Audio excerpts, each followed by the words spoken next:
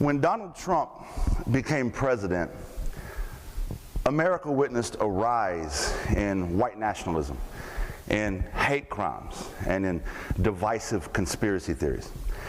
But a lot of people thought that was a new phenomenon, that it was somehow reactionary behavior to Donald Trump's rhetoric and ideology. The fact is, that isn't true. The fact is, it's quite the opposite. You see, Donald Trump was put into office by white nationalism, by divisive conspiracy theories, and by a long history of white supremacy in this country.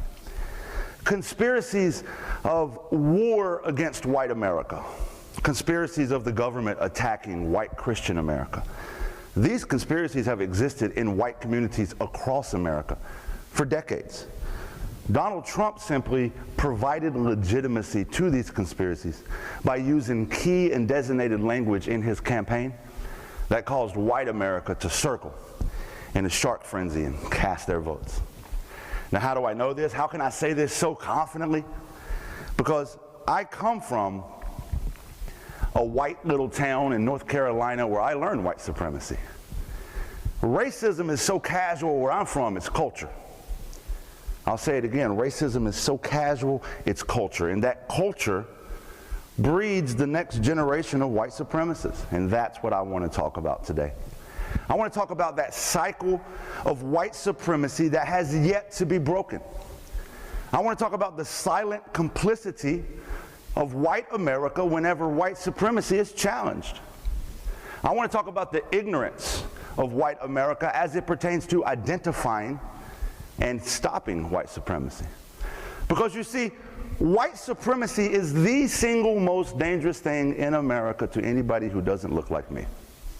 But every time white supremacy rears its ugly head, we treat it like it's a new dog doing new tricks. No, it's the same dog, same tricks. And I'm here to tell you that if we don't change how we treat the dog, it's going to keep doing the same trick. It's going to keep biting. I was raised in the mountains of western North Carolina in a white little neck of the woods, often referred to as a holler. I grew up with the Confederate flag in my front yard, and my neighbor had one in his, and this neighbor in his, and the guy down the road, everywhere. That flag was a sign of our heritage. At least that's what I was told. What heritage, might you ask? A heritage of simple, hard-working Christian folk. Patriots who love their country and their neighbor, as long as your neighbor looks like you. Because I'm here to tell you, I didn't have any black neighbors. In fact, you had to go about 20, 30 minutes down the road before you got to the black neighborhood, or where I'm from, they refer to as the bad part of town. You see, racism, where I'm from, is so casual, it's hidden in plain sight. I didn't know it existed. The N-word was daily vocabulary. I didn't even know that was a bad word. Growing up, I learned that people who sag their pants are thugs. Growing up, I learned if you live in government-assisted housing, it's because you're too lazy to get a job and work hard like us. Growing up, I learned that these people get food stamps and sell drugs. You see, one day my dad was going on a rant about just that when a guy knocked at my door. So I went and let him in. The guy went and sat with my dad, handed my dad some money. My dad weighed out the right amount of marijuana and gave it back to him, you know, a drug deal. And then my dad took the money from that drug deal and he put it in his wallet, right next to some red, yellow, blue, green food coupons. You may have heard of them, they're called food stamps. Did my dad see the hypocrisy of us having food stamps and selling drugs while he's telling me about these people getting food stamps and selling drugs? No. Because my dad would explain it like this: son, I work hard and I pay taxes, so I deserve these food stamps. And I don't make enough money and I want to provide for you children, so I got to sell these drugs to make ends meet. You see the hypocrisy of that. The cognitive dissonance is cringeworthy.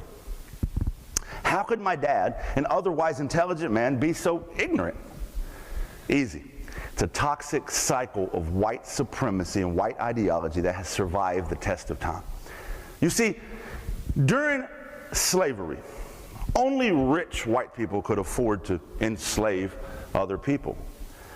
But to prevent the poor white people from empathizing with the plight of enslaved black people, what the rich white people did was this. They told the poor white people, hey, if you work hard, you can be like us.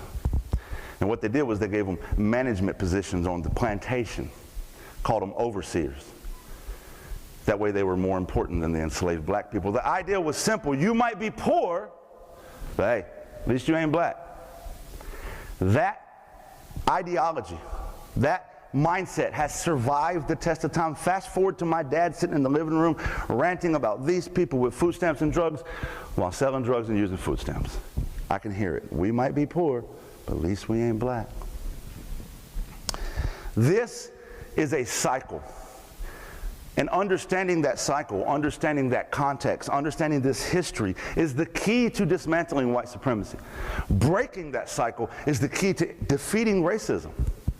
Because I want you to understand, and this is very important, that although white America's busy spinning conspiracies of white America being targeted, there's no tangible, quantifiable evidence to justify their case. But ironically, the same people that believe that will refute systemic oppression against the black community when there's tangible, quantifiable evidence to prove it. The United States Department of Justice statistics show a black man's 3 times more likely to be killed by the police than a white man. The United States Sentencing Commission has proven that a black offender will receive a 19% longer sentence on average than a white offender, same crime, same criminal background. A black mother is 4 times more likely to die during childbirth than a white mother. 22% of black Americans live in poverty, only 9% of white Americans live in poverty. If you're a black American in this country, you're 2.5 times more likely to live in an environmental justice neighborhood. That means you're next to a power plant, next to a waste dump, next to a structure that poses significant health risk, regardless of your income.